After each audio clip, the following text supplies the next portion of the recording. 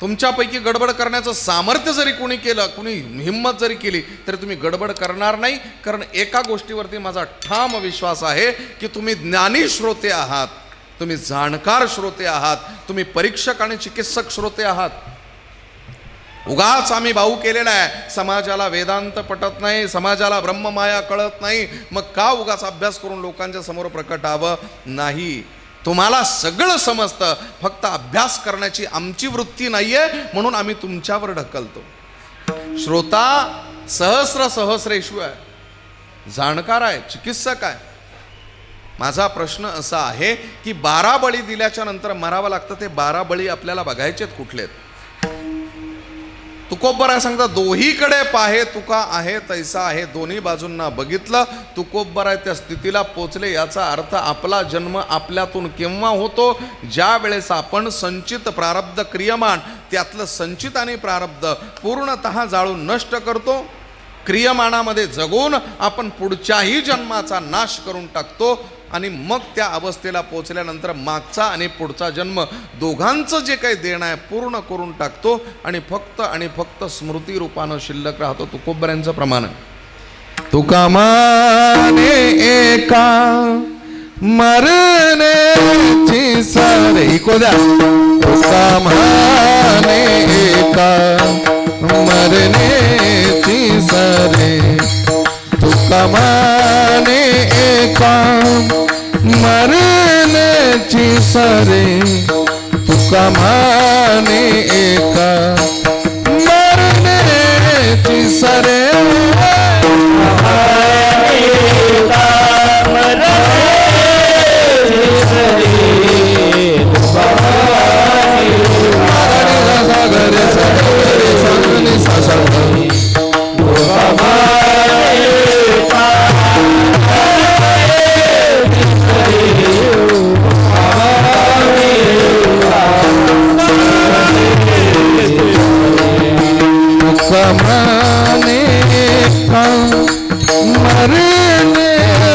सरे तुका माने एका मरण्याची सरे, तुका माने एका मरण्याची सरे, तुका माने एका मरण्याची सरे.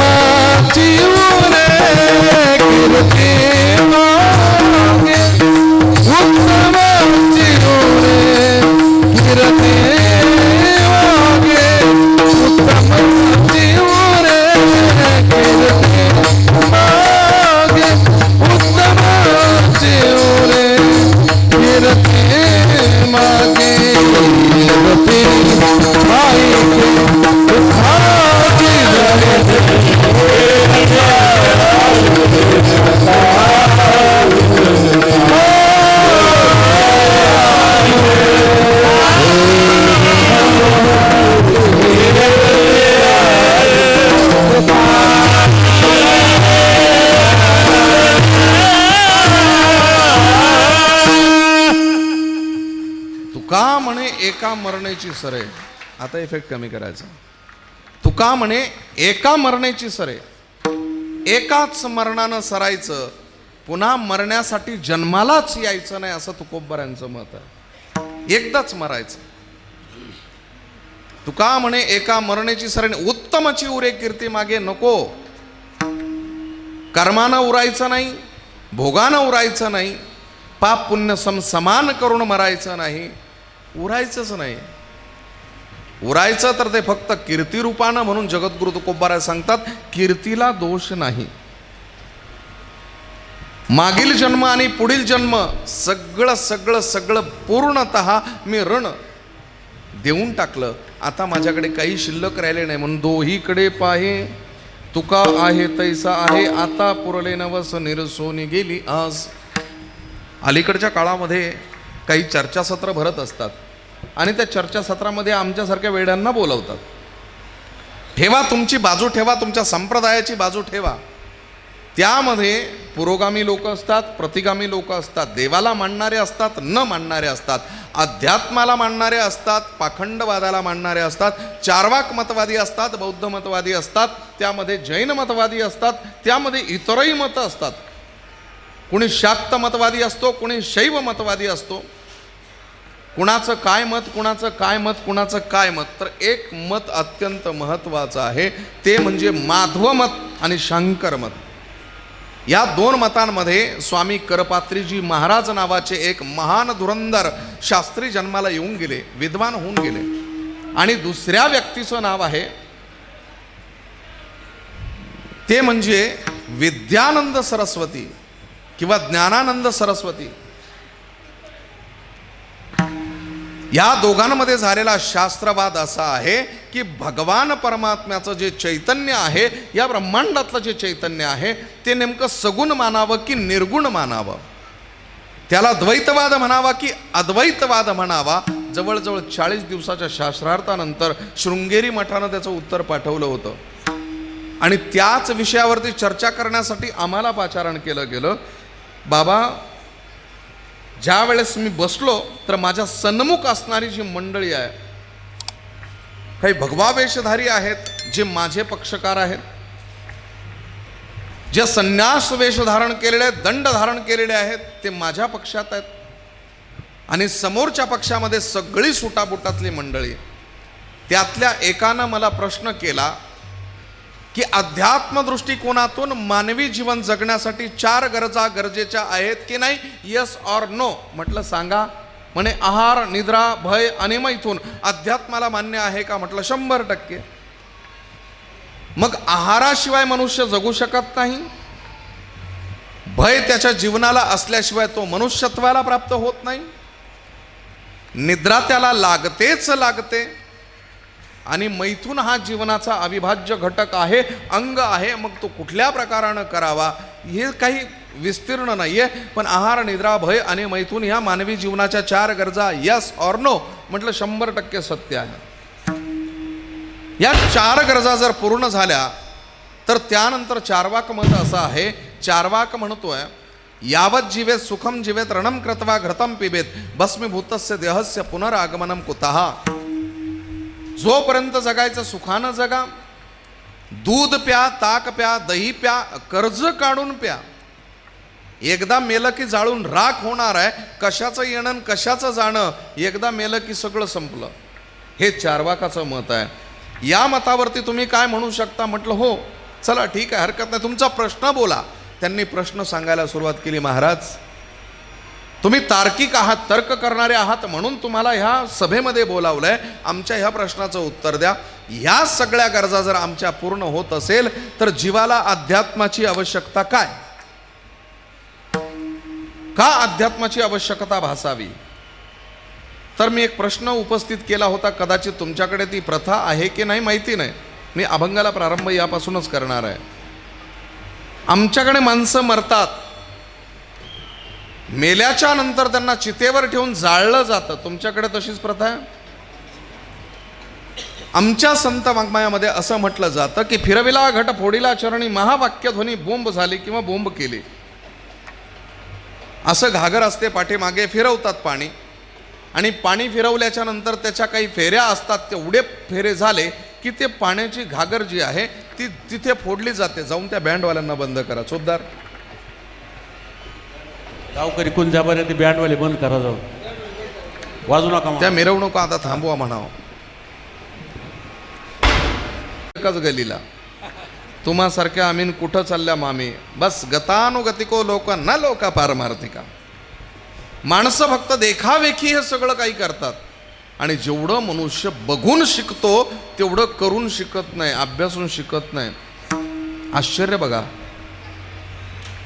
ते पाणी फिरवल्याच्या नंतर तो निंबाचा पाला जो आहे, खाण्याचं तंत्र असं आहे की मानवी शरीरामध्ये धनंजय नावाचा वायू हा शेवटपर्यंत असतो, जो जठराग्नीला प्रदीप्त करतो. ज्या वेळेस स्फोट होतो, ज्याला आपण घटस्फोट म्हणतो, लग्नाचा नाही घटाचा स्फोट होतो, तो घटस्फोट झाला की मग माणसं तिथून निघतात. तो घटस्फोट झाल्यानंतर त्या चितेकडे बघा, एकदा त्या सरणाकडे बघा, एक निळा प्रकाश आकाशाकडे जाताना दिसतो आणि बारीक बारीक छोटे छोटे दवबिंदू आजूबाजूला प्रेताच्या पडतात. काय कारण आहे? तर तो धनंजय वायू जो आहे त्याची ग्रॅव्हिटी जास्त आहे, तो जमिनीवरती पडतो आणि त्या वायूची बाधा कदाचित आपल्याला झाली असेल की नाही म्हणून लिंबाचा पाला खाऊन चेक करतात. कडू लागला तर घरी जावं आणि गोड लागला तर थेट डॉक्टरकडे जावं. हा विज्ञानाचा नियम आहे हो, हा विज्ञानाचा नियम आहे. पण आम्ही विज्ञात्माला अध्यात्मामध्ये फक्त परंपरेत गुंफून ठेवलं आहे. एक तरी ओवी अनुभवावी. अजून सांगू तुम्हाला, प्रेताला जाळल्याच्या नंतर देह हा पाचाचा उसना आणलाय, विज्ञानानं मान्य केलं आणि अध्यात्मही मान्य करतंय. वर्षानुवर्ष, शतकानुशतक, दशकानुदशक मान्य केलंय त्यानं. युगानुयुगे देह हा आणला पाचाचा उसना. 5 तत्वाचं जर शरीर आहे तर 5 तत्वामध्ये अग्नीमध्ये तुम्ही दहन करता, त्यातली किती तत्व जळतात? आप, तेज, वायू, हे सगळे तुम्ही बघून घ्या. या 5 तत्वापैकी पृथ्वी तत्वानं निर्माण झालेली हाडं आपण जाळू शकतो, बरोबर. जल तत्वानं निर्माण झालेलं रुधिर आपण जाळू शकतो. ही 2 तत्व आपण जाळू शकतो. सांगा, तेजाला नष्ट करण्यासाठी कुठली प्रक्रिया आज आपल्याकडे प्रगत आहे? तेज नष्ट होऊ शकत नाही. तमसोमा ज्योतिर्गमय, अंधाराला नष्ट करण्यासाठी एक दीपक लावला की पूर्ण खोली प्रकाशमान होते. पण दिवा विझवला की आपोआप अंधार होतो. याचा अर्थ प्रकाश नाहीच असं नाही, तो फक्त परिवर्तित झालाय. तेजाला नष्ट करण्याचं सामर्थ्य कुणाकडेच नाही.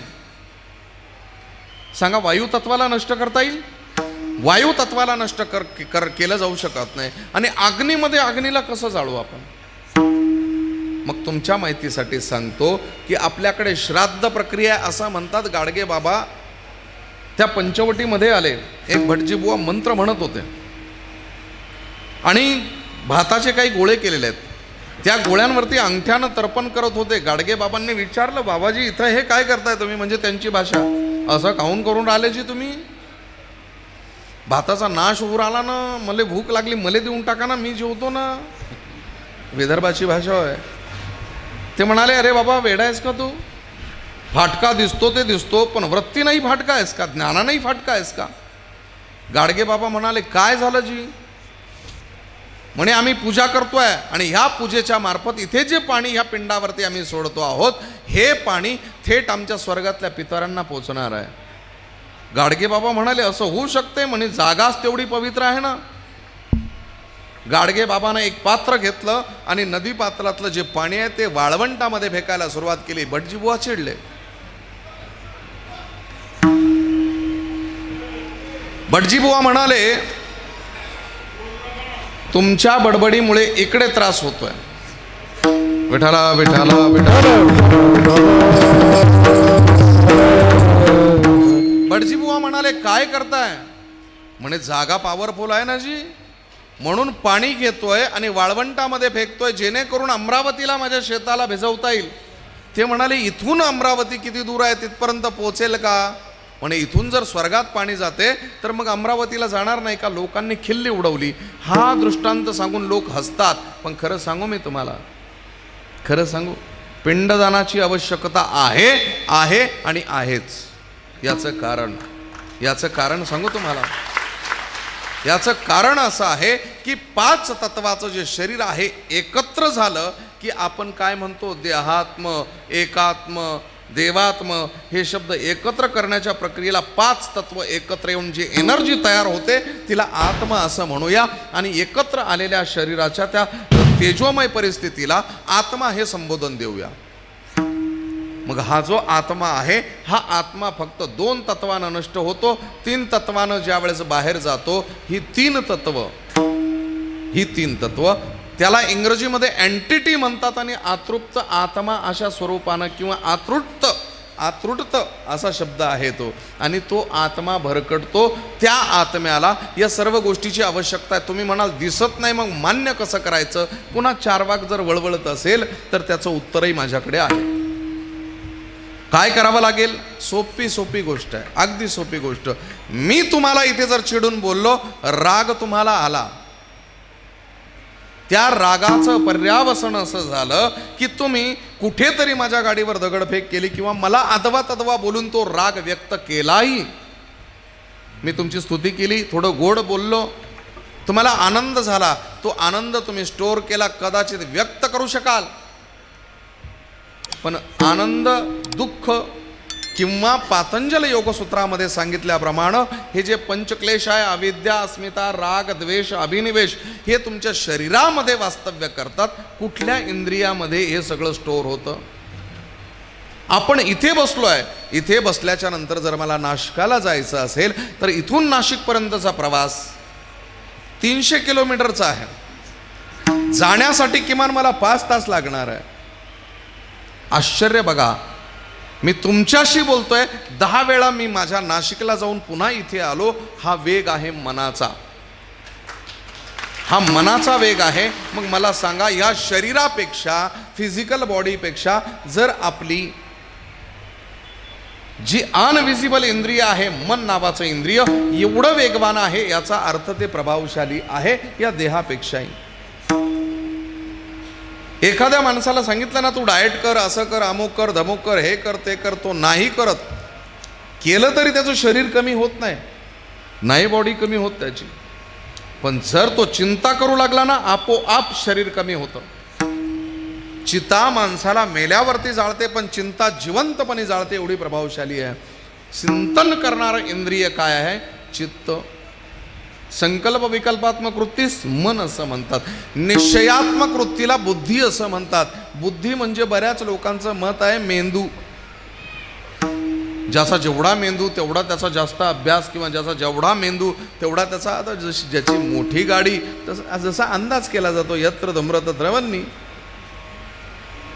सोप्पा अंदाज करत चला तुम्ही, अंदाज येतो तुम्हाला. तसं म्हशीचा आणि हत्तीचा मेंदू माणसापेक्षा जास्त आहे. पण माणूस त्यांना कैद करतो ना, त्यांना वापर करून घेतो. त्याला नाही म्हणत, त्याच्यामध्ये वाहणारा तरल पदार्थ त्याला बुद्धी असं म्हणतात. मेंदू म्हणजे बुद्धी नाही. हे शरीर आहे, हे स्कल आहे. या स्कलमध्ये काही पार्ट केलेले आहेत. 3 प्रकारानं मेंदू विघटलेला आहे. 70% फोर ब्रेन, मिड ब्रेन आणि हिंड ब्रेन, हे 12 आणि 18% अनुक्रमे विभागलेले आहेत. त्यामध्ये त्या 70% 2% थिलॅमस, हायपोथिलॅमस दोन्ही बाजूनं, आणि 66% 22 3 कंपार्टमेंट. माइंड, सबकॉन्शियस माइंड आणि कॉन्शियस माइंड, या सगळ्या शरीराच्या रचना आहे. तो म्हणजे बुद्धी नेमकी कुठल्या मेंदूमध्ये आहे, तर या बुद्धीचा अंदाज करण्यासाठी विविध प्रकारचे कुठले स्पंदनं कुठपर्यंत जातात, काय समजायचं, डोळ्यांनी कसला संदेश घ्यायचा, वगैरे वगैरे सगळं अध्यात्म विज्ञान, त्यावरती खूप चर्चा होते. ऐका,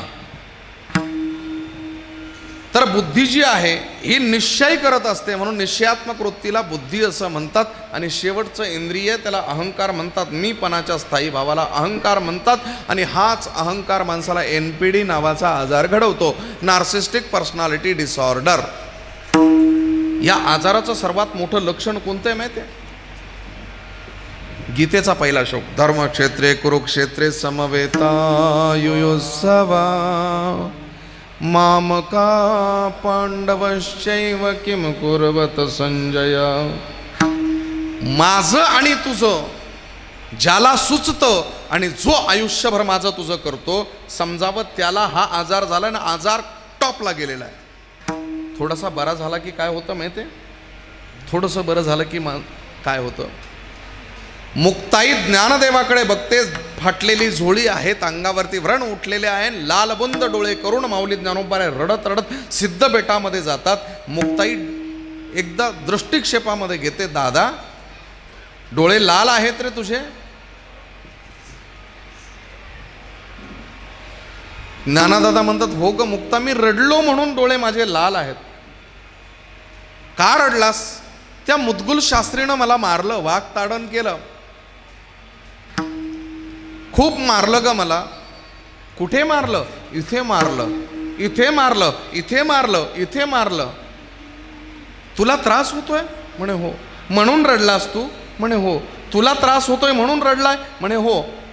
हे डोळे त्यामुळे लाल आहेत? म्हणे हो.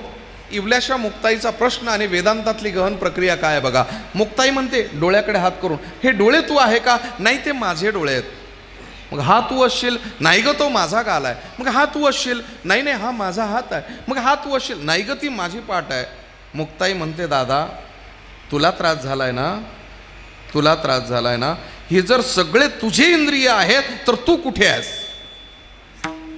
आम्ही हेच विसरतो, सगळं माझं माझं म्हणतो, पण आपण कुठे आहोत माहिती नाही. मी आणि माझे हा आजार थोडासा बरा झाल्यावर माऊली ज्ञानोबरांना झालेला आहे. त्याच्या पुढे एक आजार आहे, थोडासा बरा झाला की आजार, अहम ब्रह्मास्मी. आजारच आहेत.